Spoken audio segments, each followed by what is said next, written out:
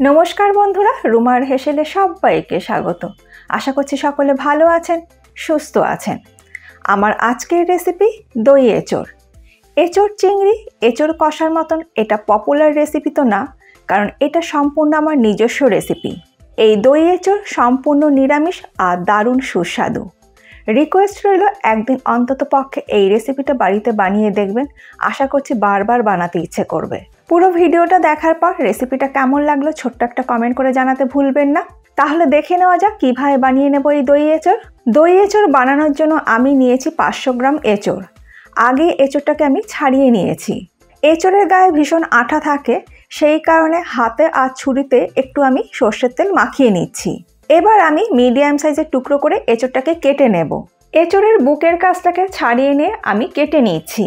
আপনারা অবশ্যই নিজেদের পছন্দ মতন সাইজে টুকরো করে কেটে নেবেন। এঁচোড়টা কচি আছে বলে আমি আর দানাগুলোকে বাদ দিচ্ছি না, একসাথে এইভাবে আমি টুকরো করে কেটে নিচ্ছি। ঠিক এই রকম সাইজের টুকরো করে আমি সমস্ত এঁচোড়টাকে কেটে নেব। সমস্ত এঁচোড়টা আমার কেটে নেওয়া হয়ে গেছে। এই এঁচোড়টাকে আরও একবার আমি ভালো করে ধুয়ে নেব। সম্পূর্ণ এঁচোড়টা কেটে নেবার পর এঁচোড় ভাজবার জন্য কড়াইতে দিয়ে দিলাম 2 টেবিল স্পুন সর্ষের তেল। গ্যাসের ফ্লেমটাকে হাইতে করে দিয়ে তেলটাকে আগে ভালো করে গরম করে নেব। তেল ভালো মতন গরম হয়ে গেলে আগের থেকে কেটে ধুয়ে নেওয়া এঁচোড় তেলের মধ্যে দিয়ে ভালো করে ভেজে নেব। দিয়ে দিলাম অল্প পরিমাণে একটু নুন। আমি এঁচোড় সেদ্ধ করছি না, ভেজে নিয়েই রান্নাটা করছি। আপনারা চাইলে এঁচোড় সেদ্ধ করে নিয়েও রান্না করতে পারেন, তবে আমার মনে হয় এঁচোড় সেদ্ধ না করে ভেজে নিয়ে এঁচোড় রান্না করলে তার স্বাদ বেশি ভালো হয়। গ্যাসের ফ্লেমটাকে মিডিয়ামে দিয়ে মিনিট 5-6 সময় ধরে এঁচোড়টাকে খুব ভালো করে ভেজে নিচ্ছি। এঁচোড় আমার ভালো মতন ভেজে নেওয়া হয়ে গেছে। এবার তুলে নিয়ে আলাদা একটা পাত্রের মধ্যে রেখে দিচ্ছি। একটা মশলা তৈরি করে নেব। তার জন্য মিক্সিং জারের মধ্যে দিয়ে দিলাম 2 টেবিল স্পুন ভাঙা কাজু, আর দিয়ে দিচ্ছি 2 টেবিল স্পুন চার মগজ। অল্প একটু জল দিয়ে দেব, আর এটার একটা মিহি পেস্ট আমি তৈরি করে নেব। দেখুন, পেস্টটা কিন্তু আমি একদম মিহি করেই বেটে নিয়েছি। ওই একই কড়াইয়ের মধ্যে রান্নাটা করার জন্য দিয়ে দেব আরও 2 টেবিল স্পুন সর্ষের তেল। তেল ভালো মতন গরম হয়ে গেলে ফোড়নে দিয়ে দেবো 1/2 টিস্পুন গোটা জিরে, আর দেব একটি তেজপাতা, 2টো ফাটিয়ে নেওয়া শুকনো লঙ্কা, 1 টুকরো দারচিনি, ছোটো এলাচ দিয়ে দেবো ফাটিয়ে নিয়ে 3টে, আর লবঙ্গ দিয়ে দিয়েছি 4-5টা। ফোড়নটাকে একটু ভেজে নেব। 30 থেকে 40 সেকেন্ড সময় ধরে ফোড়নটাকে একটু ভেজে নেবার পর যখন ফোড়ন থেকে সুন্দর গন্ধ বেরোতে শুরু করবে, তখন আমি এর মধ্যে দিয়ে দেব একটি বড় সাইজের টমেটো পেস্ট।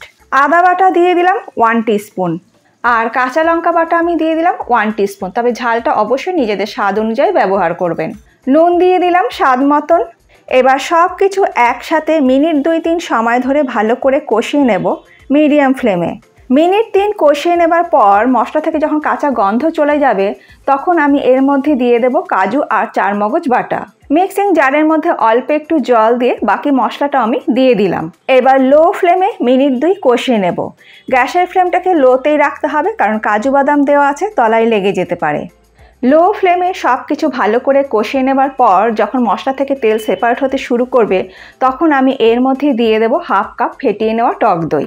দই কিন্তু অবশ্যই রুম টেম্পারেচারে থাকা দই হতে হবে। ফ্রিজে ঠান্ডা দই কিন্তু কখনোই রান্নাতে ব্যবহার করবেন না, তাহলে কিন্তু দই কেটে যাবে।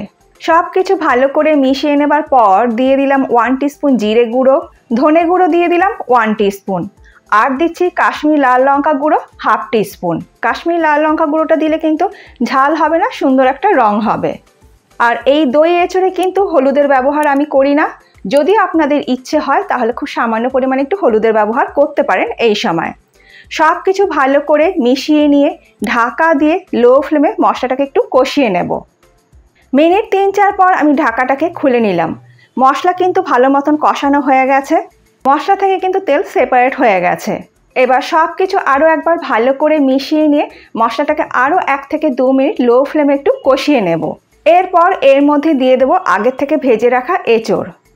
এবার এঁচোড়ের সঙ্গে মশলাটাকে ভালো করে কষিয়ে নেব গ্যাসের ফ্লেমটাকে লো টু মিডিয়ামে রেখে।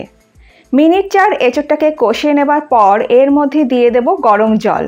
এখানে আমি 1 কাপ পরিমাণে জল দিয়ে দিয়েছি। খুব বেশি জল দেওয়ার প্রয়োজন নেই, কারণ এটা পাতলা ঝোল হবে না, একটু গা মাখা মাখাই হবে। সব কিছু ভালো করে মিশিয়ে নেবার পর গ্যাসের ফ্লেমটাকে লোতে করে দিয়ে ঢাকা দিয়ে এঁচোড়টাকে সেদ্ধ হওয়ার জন্য অপেক্ষা করব। 10 মিনিট পর আমি ঢাকাটাকে খুলে নিলাম। এঁচোড় কিন্তু সুন্দরভাবে সেদ্ধ হয়ে গেছে। আমি আগেও বললাম এই দই এঁচোড় কিন্তু পাতলা ঝোল হবে না, একটু গা মাখামাখাই হবে। আমাদের দই এঁচোড় কিন্তু অলমোস্ট ডান।